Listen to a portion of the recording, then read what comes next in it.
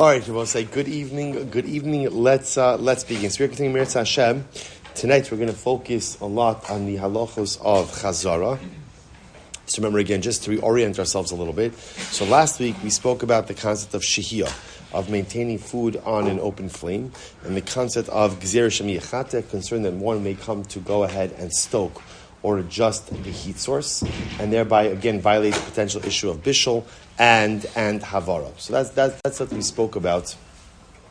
As we spoke about last week, we also spoke about the idea that the way to avoid that ultimately again is through grufa and kituma, just chazara. What I wanted to point out, I didn't get to this last week, but one of the other ways in which we are able to go ahead and avoid the issues of shemi yachata is in number one. So the Shulchan Aruch says as follows. He says, Kira, shiasui kekedera v'shovsin al pia kedera lemala, im huska begefesh shipsola shal zeisim o be'itzim, asur litin ala tavshum ba'odyom lashos ala. So far, number one, this is just the same exact lashon that we had last week. Right, this same exact idea that you can't maintain food on an open flame with a manipulatable or changeable and alterable heat source because of a concern that you may come to adjust the heat source in order to accelerate the cooking process. Now again, unless of course the food is fully cooked, fine, just skip down a little bit. Second to last line, shahaya chai shlonis bashal klav. So this is an interesting idea. So the Shulchan Aruch says as follows. One of the ways in which one could avoid the issue of shemi yachata, that one may come to adjust the heat source, is by putting up raw food immediately before Shabbos.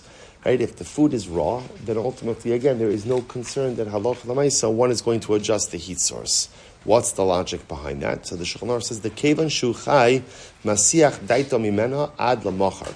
Because since it's raw, a person is not really paying any attention to it until tomorrow. And the entire night it has the ability to go ahead and cook without being stoked. So let's just take a step back. The entire issue, as we saw, of maintaining food on an open flame is a concern that you may come to manipulate the flame itself. You may come to manipulate the heat source, right, in order to accelerate the cooking process. Now, our assumption over here is we're accelerating the cooking process for what purpose? In order to be able to eat it Friday night. So the Shulchan Aruch says, therefore, if you put raw food up right before Shabbos, the assumption is that food is not going to be ready for your Friday night meal. So because it's not going to be ready for your Friday night meal, therefore it obviates the concern that you may come to adjust or to manipulate the heat source in order to hasten the cooking process. So this is the heter called kedera chaisa. Now, truly, will say most contemporary poskim say this doesn't really apply anymore today, because with modern day cooking, you could cook things in a relatively fast amount of time. Right? Interestingly enough, the only time maybe it applies is in a crock pot.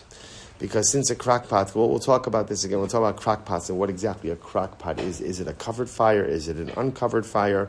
But if you assume for a moment that the crock pot is an uncovered fire, let's even make that assumption for just a moment. If the crock pot is an uncovered fire, that would really mean that in order to go ahead and keep your cholent on the crock pot, it would have to be at least like Michael ben Drusai, at least the third cook at the onset of Shabbos. Let's say my cholent is not a third cooked at the onset of Shabbos, so what do I do? I can't maintain it on an open flame.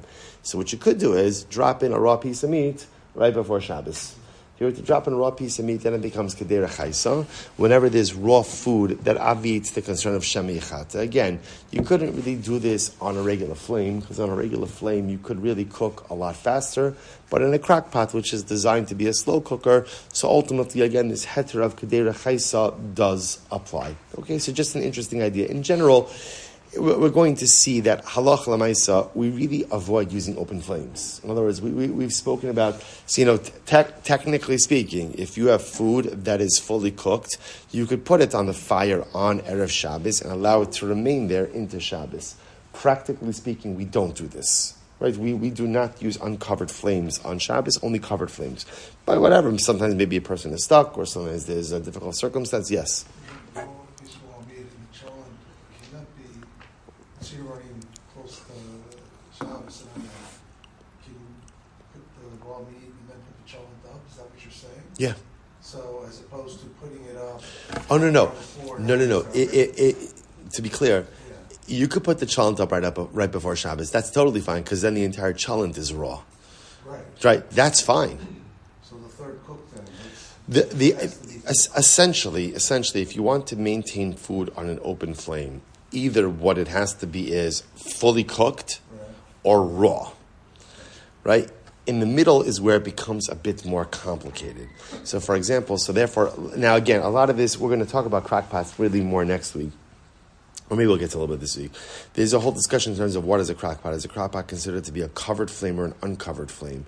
So obviously that has dramatic ramifications for all of this. But technically speaking, if let's say a person is not sure what level of cooked kite their chalent has reached before Shabbos, dropping in a raw piece of meat just takes care of all of your concerns. Or for that matter, putting up your chalent right before Shabbos is also technically okay.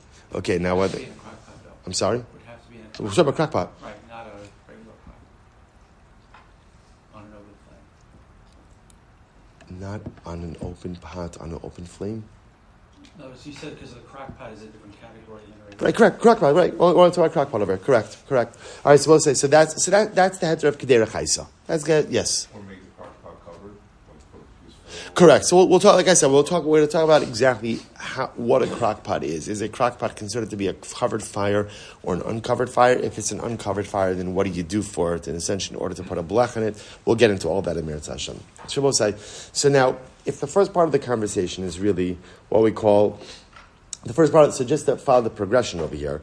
Like, so the first part of our conversation was Nesina what we call Nesina Betchila, which means to place food on a fire on Shabbos. So that you can't do.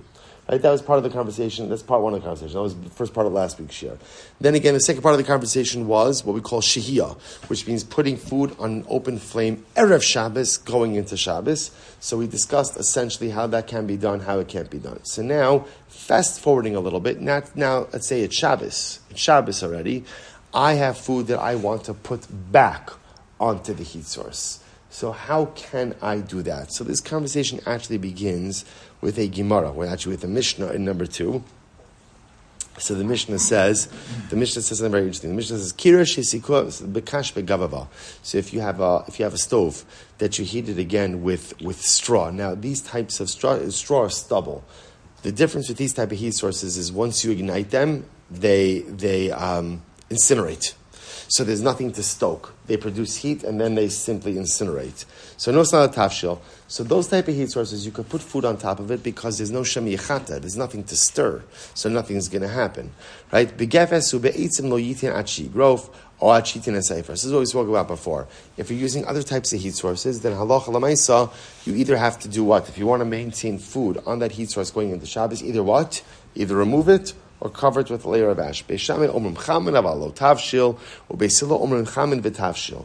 Beishame omrim not avalo machzirin, or beisila omrim af machzirin. So beisila is something very interesting. So beisila is like this. Essentially, if you have a stove that is grufa or ketuma, which again, for our purposes, means what?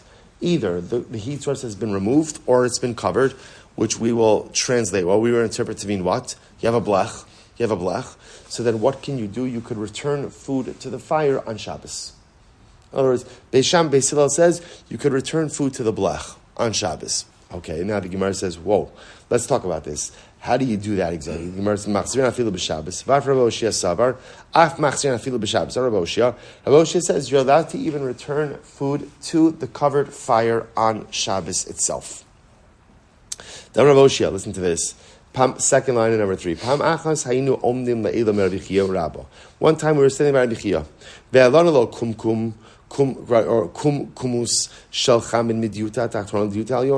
And there was a kettle of water, and we brought him water, from the lower story to the upper story.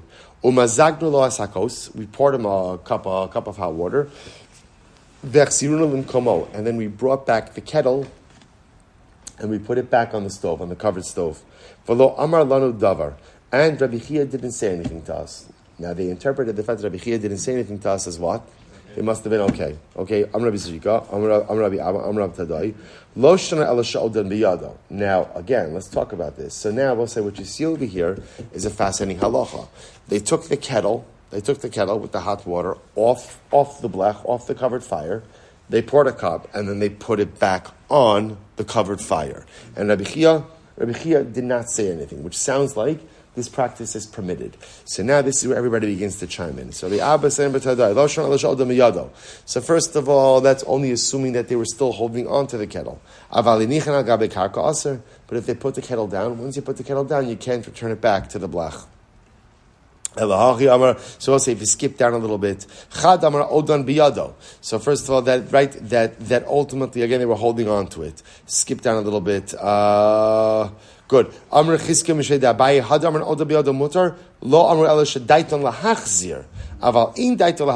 Furthermore, even if you're holding on to it, that's not enough. It's not enough just to hold on to it. Rather, what else do you have to have?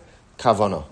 When you took it off, you have to have kavana that you're going to bring it back. So the Gemara goes. So the Gemara quotes a couple of different opinions. A couple of different opinions.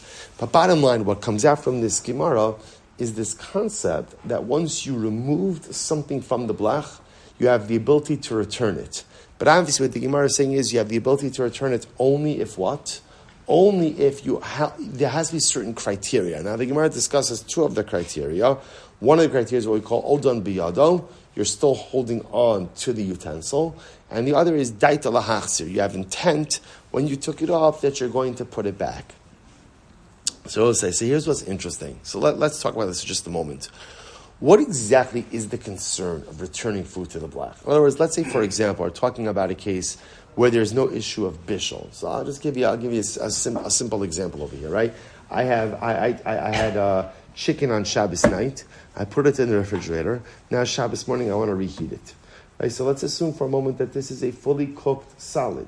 So therefore, again, is there an issue of bishul? Is there an issue of bishul? No. Obviously, again, if there was a liquid and liquids cool down, we know they're subject to bishul again.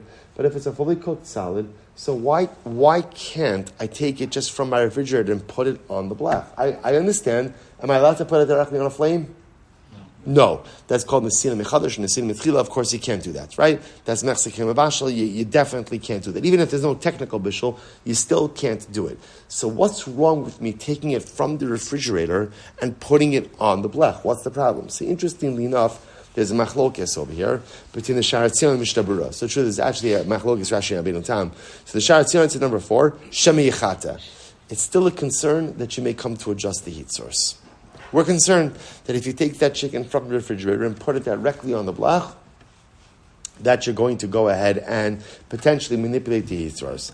The Mishnah Berurah says, the Mishnah Berurah says it has the appearance of cooking.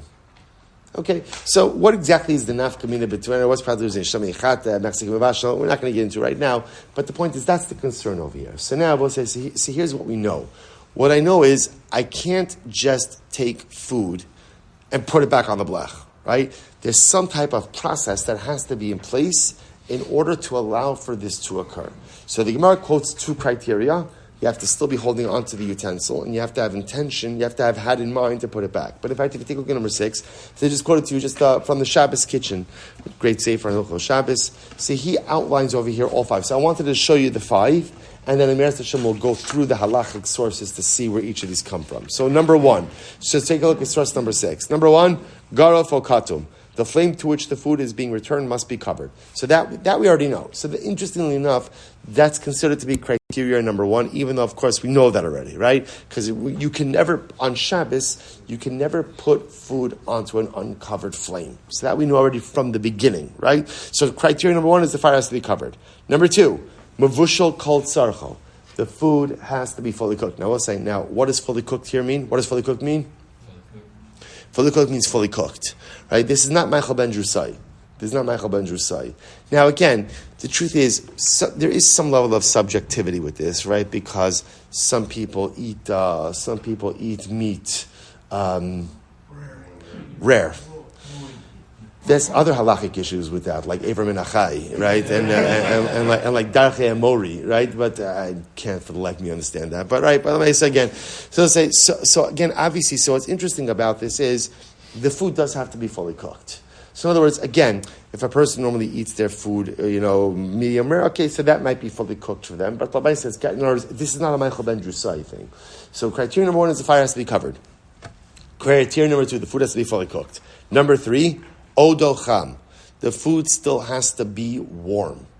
So this is very important, which tells you, by the way, that the refrigerator case never gets off the ground, right? Because again, essentially, what are we talking about? Everyone say, what do these halachos help with? What does it help with?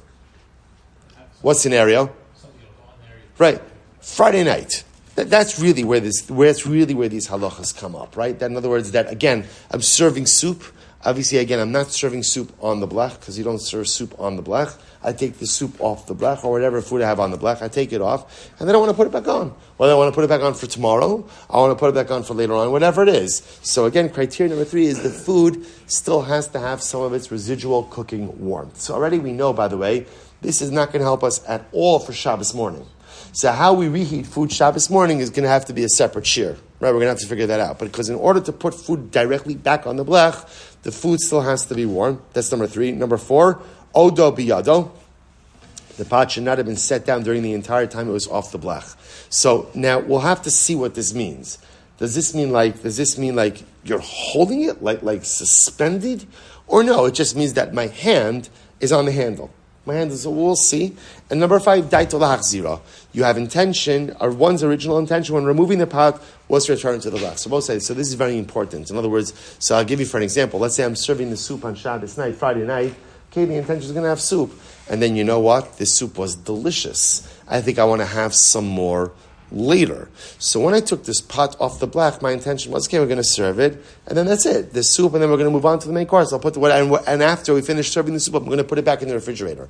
Then after I had a bowl of it, I think this is delicious. I think I want to have a little bit more later on.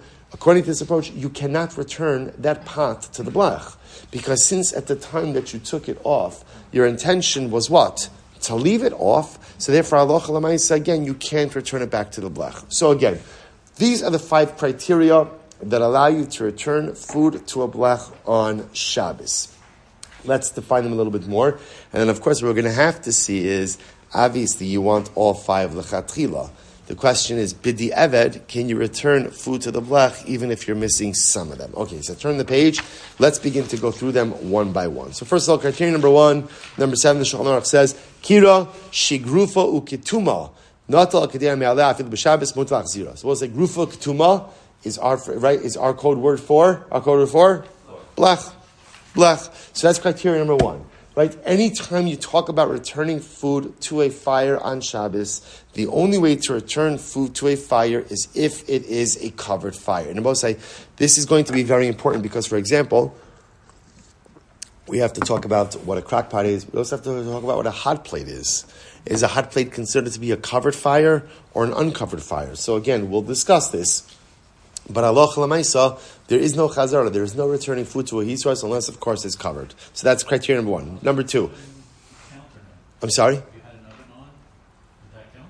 No, so ovens you can't use at all. There is never any returning into an oven on Shabbos. We're not talking Yontiv now. Shabbos, because the issue is that an oven is always mechse kimavashal. It always has the appearance of cooking. Whenever you insert something into an enclosure, it has the appearance of cooking. So this is going to be the big discussion with warming drawers also. So warming drawers we're going to see because warming drawers, on one hand, a warming drawer is not made to cook, right? So therefore, perhaps that allows you to return it.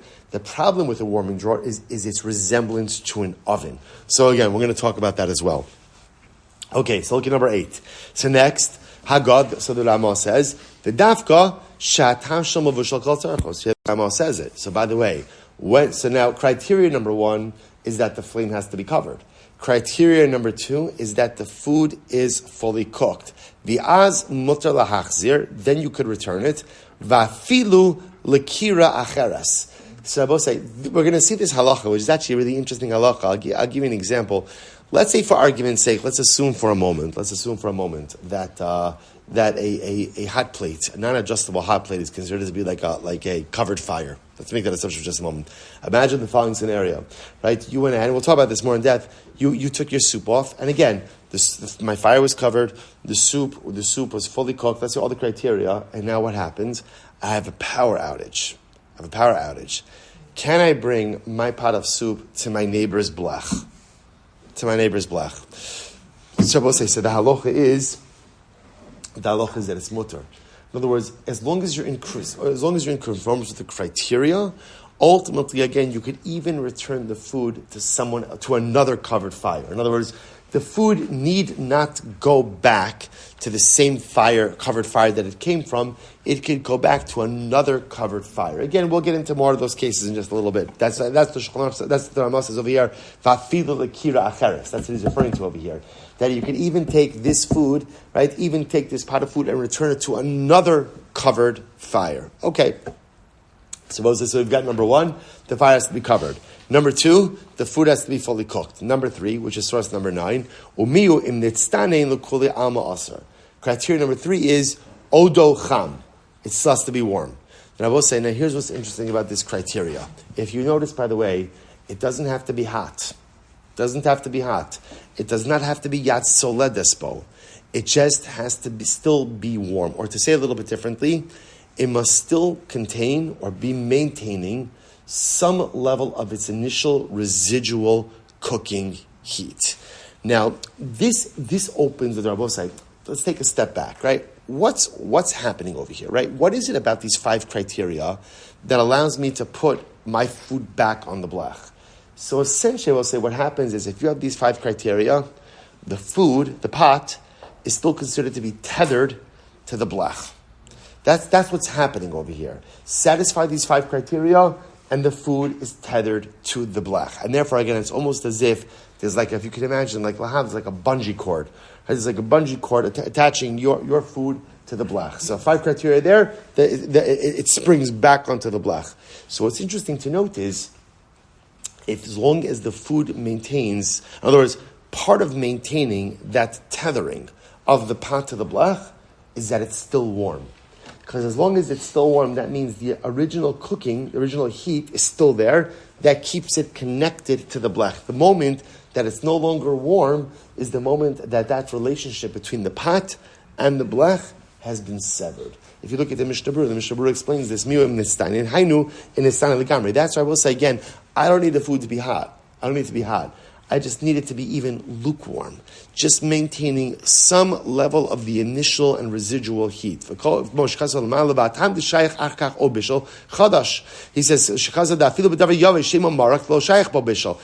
will say, that's what Mishnah Berurah says, but 1 second, who cares if it's still warm? In other words, let's say this is a solid food, and it's fully cooked, so it's not subject to Bishul. The Mishnah Berurah says it still has to be warm. Why? Gam kinazar, the chevan shekvar nitztanin, here it is, batla hashehiyah harishona v'havi kinosein ata mechadash b'sol chatan lezeh aser b'chol gavni. So it's very interesting. These 5 criteria essentially again create this connection between the pot and the blech. The moment the pot is no longer warm and has no more of its residual cooking heat, putting it back on the blech is like what? It's like what? Putting it back on for the first time. Chazara only works when the return of the pot to the blech is looked at as a continuation of the original placement on the blech. The only way it's looked at, so when you satisfy these 5 criteria, then we view the return as the continuity, the continuation of the original placement.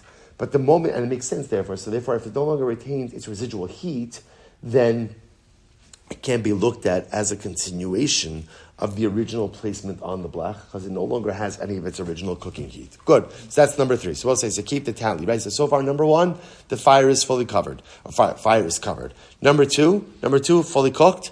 Number 3, still warm. But again, I want to point out, still warm really means any amount of residual heat. So essentially, pretty much, as long as it's a little bit above room temperature, right? Just some amount of residual heat, that is good enough. Next, number 11. Hagad Rama says, Va'oda biyado. You still, right, the pot has to be in your hand. Pot has to be in your hand, yes. So, and understanding oda biyado, is that a function of intent? Oh, so let's see. Back, or is it because if you put it down, it's going to increase? So let's analyze. So take a look at number 12. Mishnah Berurah says, so why is it that I need the pot to be in my hand? So right, so v'yarotza lomar shelo hesir haked. Source number 12. Shelo hesir hakedera miyado meis netilasa min akira ad shosh yachsirena. So the idea over here is I've never released my grip on the pot from the time that I took it off the blech until the time that I put it back. Ulafuke im henicha gabe mita osafsa lukidoma lazeh beisayim havi kmo shenicha gabe karka beisayim v'zeu aser l'kuli ama The batla la hashia rishona. We'll say, so again, all of these things follow the same theme. In order to return a pot to the blach, what do you have to do? You have to make sure that essentially that pot never left the blach. You have to maintain a continuity in the connection between the pot and the blach. So therefore, again, the same hands that, so to speak, put it on the blach, now took it off the blach, and as long as I keep holding on to it, that act of holding on to it creates that bungee cord, right? That tethering back to the blach. The moment you take your hands off is the moment that the connection between the pot and the blech is severed. Same way that when the pot loses its heat, right, the connection is severed. You take your hands off, it's severed as well. Yes, Paul? Does it have to be the same person who put it originally? That's an interesting question, right? In other words, can you do like a little relay, pass the baton? I'm exhausted. I've been holding this for 2 hours, right? Somebody else take it back. I don't know. It's a good question. Right, I guess if you could do a different blech, then you could do a different person. Yeah. The idea is, I think that the pot is held, lav dafka by the same person. I think. I'm sorry? Well, it's the same way. Like I said, but it's the same way. Like, for example, I could put it on a different fire. So why? Because it's not necessarily that the pot is connected to this blech. The pot is connected to a covered fire. So maybe it's the same idea, that there just has to be a constant awareness that this blech is going back. This blech is connected. So maybe as long as there is human interaction with the pot, I don't know. I'd have to think about that. Yes? Is it like moksa? Didn't we say about moksa that once someone's able to move moksa, they can give it to someone else to move that they're able to move it as well? Say it again? Did we say that in Shmuel Silber? If not, I should give my certificate back. I gave you that certificate? That was on table for show. Yeah, say it again. That by muktzah. By moksa, that if you're able to move moksa, that once you're able to move moksa, you can give you give it. Take it somewhere where you're not able to put it on the top of it. Right, just give it to someone else. Yeah, so you want to apply that to this case also. That once, in other words, once I'm involved in doing it, getting someone else, maybe. Yeah, maybe. Can cutting be involved in this? Or is there like actual das? I don't know. That's a good question. Can you have a child just step in there? I don't know. I didn't think about these cases. I always assume that it's just one person. But it's okay. Sarachian. It's just one person. Dog do it? Yeah. I'm sorry? Get Zoe to do it? Get Zoe to do it? Oh, you're putting Zoe in the pot? Or Zoe's holding the pot? I mean, there are more humane ways to put her down. I'm just telling you, don't do that. I'll Springfield. Got it. Yeah, Zoe should be nowhere near the pot. Right, so her oneg Shabbos should come in different ways. So I don't know. So I hear. Let me think about the other people's interactions over here. Okay, so let's say, but go back to number 12 for just a moment. So the idea over here, yes, Mrs. One.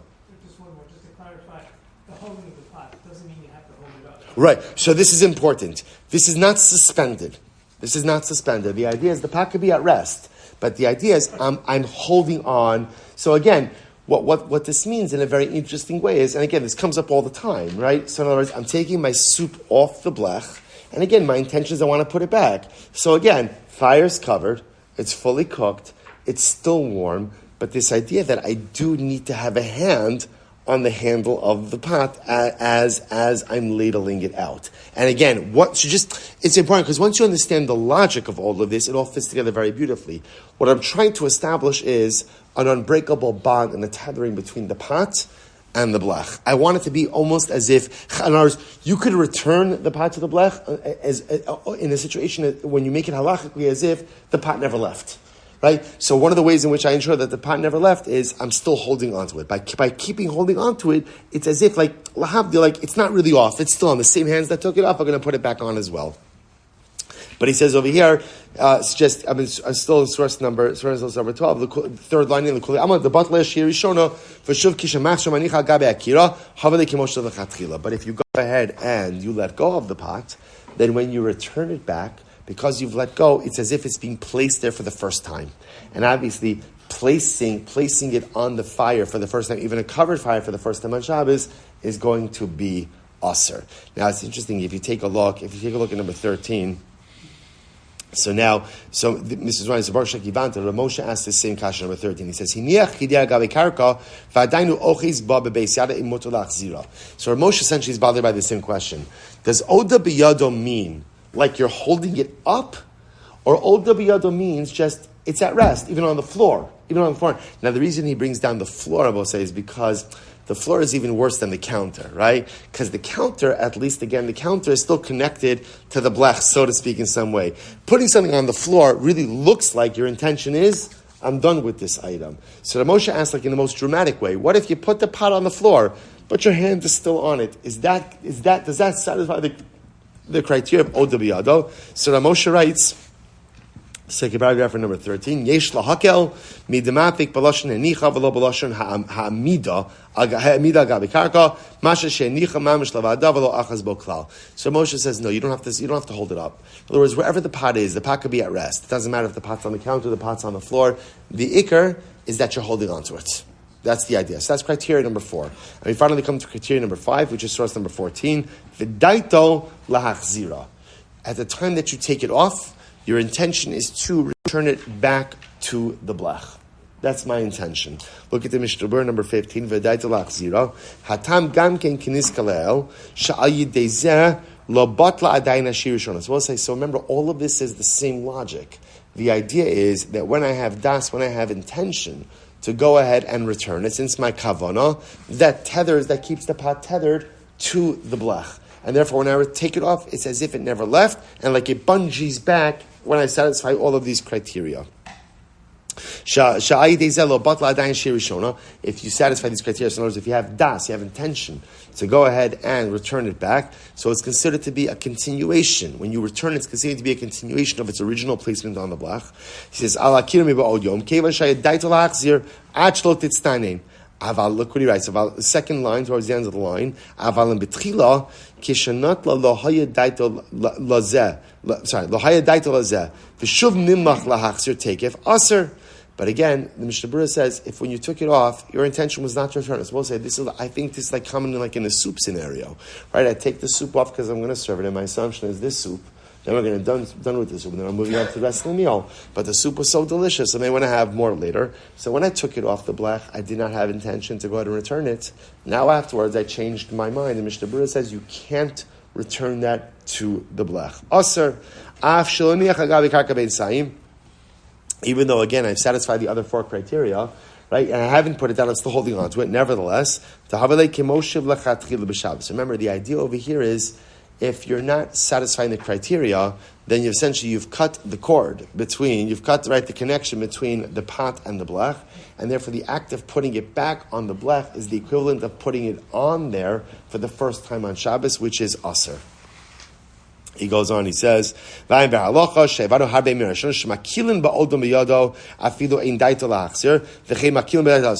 we're going to do these 2 lines in just a second. So now we understand, right? So in order to go ahead and return food to the fire on Shabbos, 5 criteria must be in place. Number 1, the fire is covered. Number 2, the food is fully cooked.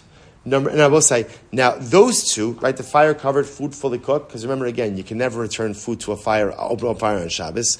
Food fully cooked, because if the food is not fully cooked, then there's an issue of bishul, there's an issue of actual cooking. So those are like pashat, that's obvious. Number 3, the food must still be warm. Now remember, essentially criteria 3, 4, and 5 are all in place to maintain a tethering between the pot and the blech. They make it as if the pot never left the blech, and therefore the return of it to the blech is considered to be a continuation of that original placement. So criteria number 3 is that the food is still warm, because it still has some of its residual cooking heat. Therefore, Allah says like as if it never left. Number 4, Oda biyado, I'm holding on to it. As Ramosha said, you don't have to be holding it up. Right? It doesn't need to be suspended. But at the end of the day, again, I have a hand on it. And number 4, daito lahachzir. Number 5, daito lahachzir. My intention when I took it off, ultimately again, is to put it back on. They both said, of course, now, in an ideal sense, you need all 5 of these criteria. All 5 of these criteria. Now, if you look at now let's go back to the end of number 15. This is a very, very, very important Ber Halacha. So the Ber Halacha says as follows. He says, in the Shaburah quotes the Ber Halacha, last 2 lines. V'ayin Ber Halacha, shevanu, harim merishonim, shemakilin ba'odin biyado, afilu ein daito lahachzir. So there's a school of poskim that say that as long as you have 4 out of the 5, even if you're missing dait last year, even if you're missing number 5, right? If you're missing number 5, you can still do chazara, right? Essentially, I will say what they're focused on are the actionable parts of chazara, right? Covered fire. And again, everyone agrees. Of course, you always need covered fire. You always need fully cooked. You always need still warm, right? Those are the indisputable ones. There's a school of thought that says, as long as you still have your hand on the pot, even if you didn't have kavanah when you took it off, that you're gonna put it back on, you're fine. Furthermore, v'chein makilin b'daito lahachzir, af shebein saim hezir miyado v'nir shebei satzar keishus mochazeh. There are also other poskim who say that halacha l'maisa, that if you didn't have kavanah to put it back, so essentially there are some poskim who say that are mekel, that if you let go of the pot, but the other criteria are in effect, you could return it. And then there's another school of thought that says that if you didn't have das to return it, you can still return it as well. So what this translates into us practically, I will say, is that in order to do chazara, you most definitely need 3, right? What are the 3 you need? Covered fire, fully cooked, and still warm, right? So grufa ktuma, buvushal kol tzarcho, odo cham. Those you need. It turns out that bidi eved, if you're missing 4 and 5, you can still do chazara. Right, b'diavad, not ideal, but b'diavad, if you took the pot off the flame and you let go of it. I will say, by the way, this happens all the time also because a lot of times also, if you think about it, like when you're, especially like with soup, right, the balancing out between holding onto it and ladling out is not always so pashut. So people often just inadvertently even let go. So it's good to know that b'diavad, even if you let go, and even if halacha l'maisa you didn't have das to return it, halacha l'maisa again, you're still fine. So again, ideally, you want all 5. B'diavad, 1 through 3, indispensable. 4 and 5, if you don't have it, b'diavad could still do chazar. Now, what's the say yourself? Yes. So b'diavad meaning I put it back and now I want to eat it, or b'diavad like, oh, I let go of it and I didn't have things, but somebody wants some later, so. Bidi Evet essentially means is that if you want it, you need it, you could do it. You could do it. Bidi Evet doesn't have to mean like you have some, like this is the only food that I have. Bidi Evet just means, again, not ideal, but if you need it, and need is defined very loosely as you want it or somebody else is going to want it. I'm sorry? Onik Shabbos, yeah, again, somebody's going to want it later on. That Allah L'mais again, because you have, what's interesting about this is, it's 2 kulas that are being combined together. In other words, there is no one who says that you could dispense with 4 and 5, right? What's interesting is, there's a school of thought that says, B'diavad you could dispense with 4. And there's a school of thought that says that B'diavad you could dispense with 5. The Ber Halacha says that what that means for us is that B'diavad, if you don't have 4, Odam Biyado, you don't have 5, Daita L'Hachzir, B'diavad you could still do Chazara. And I will say that is important to know because Halacha L'Maisa, it's going to sound strange, one could rely on that bidi evad lechatchila. I know that didn't quite. In other words, that you could use that. You could use that again. Not ideal, but bidi evad, one could go ahead and definitely rely on that. And like I said, I don't think one doesn't need a compelling reason in order to do that. Onek Shabbos is always the catch-all, right? Onek Shabbos. Right? It's Onek Shabbos. I'm going to want it for later on. Then halacha ma'aseh tzar. Rabbi say, shkoyach, we'll stop for tonight. Yes. Oh, so Shabbos morning is next year. Because again, you do have to come back. I know how to leave you on a cliffhanger. I give you just enough information, not to be Michal Shabbos, but not enough to be fully self-sufficient. So I'm keeping you halachically dependent. You're correct. Not Michal Friday night. So now you know you're safe Friday night. Shabbos day, you're still in big trouble, right? So we're going to see. But one thing is clear. One thing is clear, which is what you do see is that on Shabbos morning, what becomes abundantly clear? You can't put stuff right back on the blech. Right? That's clear. So how you warm up on Shabbos day, then I'm going to next week. I don't know if there's a minion who needs Ma'ariv.